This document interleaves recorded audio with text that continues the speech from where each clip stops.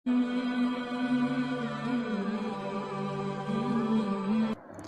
الله الرحمن الرحيم خيركم من تعلم القرآن وعلمه تم میں سے بہترین وہ ہے جو خود قرآن سیکھے اور دوسروں کو سکھائے. The best amongst you are those who learn and teach Quran. السلام علیکم ورحمۃ اللہ وبرکاتہ. پریویس لیسن ہم یہاں تک پڑھ چکے ہیں. آج ہم اپنا لیسن یہاں سے پڑھیں گے. ایکچولی اس لیسن میں ہم ادغام اور اقلاب کے قاعدے پڑھ رہے ہیں. آئیے اپنا لیسن سٹارٹ کرتے ہیں. اعوذ باللہ من الشیطان الرجیم بسم اللہ الرحمن الرحیم. میم نون را کسرہ مر را با فتحہ رب مر رب با کسرہ بی مر ربی کاف فتحہ کا مر ربک. اب یہاں پر نون ساکن کے بعد را لیٹر ہے جو کہ یرملون لیٹر ہے. یرملون لیٹرز 6 ہیں: یا را میم لام واو نون. یہاں پر نون ساکن کے بعد یرملون لیٹر را آ گیا، اس لیے ہم یہاں پر ادغام کریں گے لیکن بغیر غنہ کے. جب بھی آپ کو نظر آئے کہ نون ساکن یا تنوین کے بعد یرملون لیٹر آ جائے تو ہمیں وہاں پر ادغام کرنا ہوتا ہے، لیکن را اور لام کے علاوہ باقی چاروں میں ادغام غنہ کے ساتھ کرنا ہوتا ہے. تو یہاں پر را لیٹر ہے نون ساکن کے بعد، تو یہاں پر ہم ادغام کریں گے لیکن بغیر غنہ کے، یعنی نون کا ساؤنڈ ہم سکپ کر دیں گے. من ربک کا نہیں پڑھیں گے. لوگ اکثر یہ غلطی کر رہے ہوتے ہیں. من ربک کا یہ سراسر غلط ہے. سو اس کی پرفیکٹ پروناؤنسیشن کیا ہے؟ مر ربک. ہمیں نون کا ساؤنڈ سکپ کر کے ڈائریکٹلی میم کو را کے ساتھ ملا دینا ہے. مر ربک. میم نون را کسرہ مر را با فتحہ رب مر رب با کسرہ بی مر ربی ہا میم کسرہ ہم مر ربہم. اب یہاں پر بھی نون ساکن کے بعد را لیٹر ہے، یعنی یرملون لیٹر میں سے را ہے، تو ادغام تو کریں گے لیکن بغیر غنہ کے ادغام ہوگا. مر ربکا. نون کو ہجے کرتے وقت تو ہم بولیں گے، لیکن جب ہم پورا ورڈ پڑھیں گے تو ہم وہاں پر نون کا ساؤنڈ سکپ کر دیں گے، یعنی نون کا ساؤنڈ آئے گا نہیں. اور یہ بھی یاد رکھیے گا کہ جیسے فار ایگزامپل یہاں پر نون ساکن ہے، ایک ساکن لیٹر آ جائے اور نیکسٹ لیٹر تشدید والا لیٹر ہو، جیسے یہاں پر را ہے، تو ہمیں کیا کرنا ہوتا ہے؟ ہمیں جو ساکن لیٹر ہوتا ہے اس کو سکپ کرتے ہوئے مشدد لیٹر کے ساتھ پریویس حرکت کو ملانا ہوتا ہے. پریویس حرکت میم کے نیچے زیر یعنی کسرہ ہے. مر ربہم. میم نون لام کسرہ مل لام فتحہ لا مل دال نون دمہ دن ملدن ہا دمہ ملدن ہو. یہاں پر بھی نون ساکن کے بعد لام لیٹر آ گیا جو کہ یرملون لیٹر میں سے ہے. تو میں نے بھی کہا تھا کہ نون ساکن یا تنوین کے بعد اگر آپ کو یرملون لیٹر نظر آئے وہاں پر ہمیں ادغام تو کرنا ہوتا ہے، لیکن را اور لام کے علاوہ باقی چاروں میں غنہ کریں گے. ایکسیپٹ دی را اینڈ لام. ملدن ہو مر ربہم. نون کا ساؤنڈ کہیں نہیں آیا. مر ربہم ملدن ہو. یا فتحہ یا کاف نون لام دمہ کل یا کل لام فتحہ لا یا کل ہا انورٹڈ دمہ ہو یا کل ہو. یہاں پر بھی نون ساکن کے بعد لام لیٹر جو کہ یرملون لیٹر میں سے ہے، تو یہاں پر بھی ہم ادغام تو کریں گے لیکن بغیر غنہ کے ادغام ہوگا. یا کل ہو. کاف کسرہ کی تا اسٹینڈنگ فتحہ تا کتا با یا فتحتین بین کتابین یا لام فتحہ یل کتابین یل.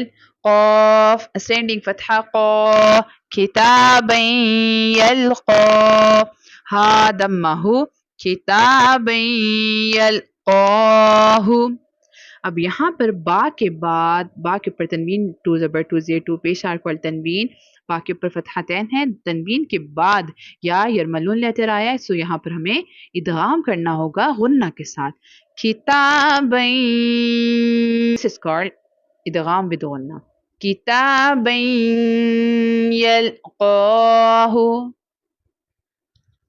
اکثر لوگ یہاں پر غلطی کرتے ہیں کتابا یلقاہ، یہاں پر غنہ نہیں کرتے جو کہ غلط ہے، تجوید کے خلاف ہے.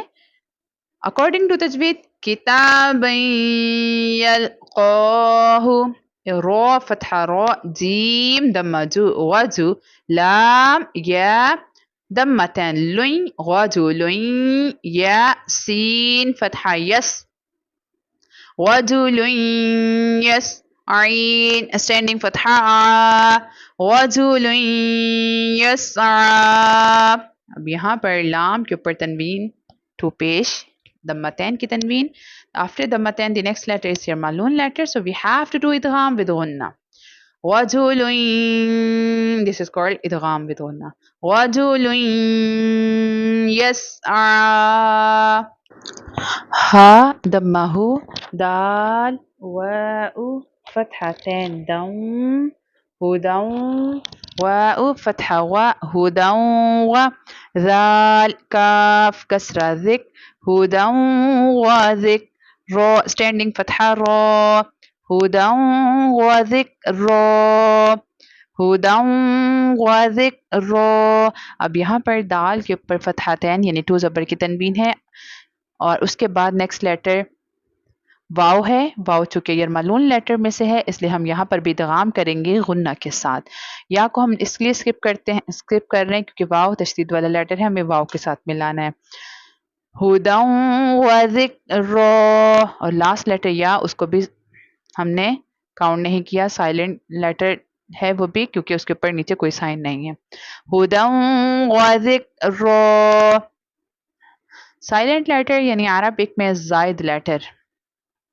واو دمغو، جیم واو دمجو غجو، ہا یا دمتن ہوئیں وجوہ، یا واو فتحہ یو وجوہ یو، میم فتحہ ما وجوہ یوم، حمزہ کسرائی وجوہ یومئ، ذال کسرتین زن وجوہ یومئذ.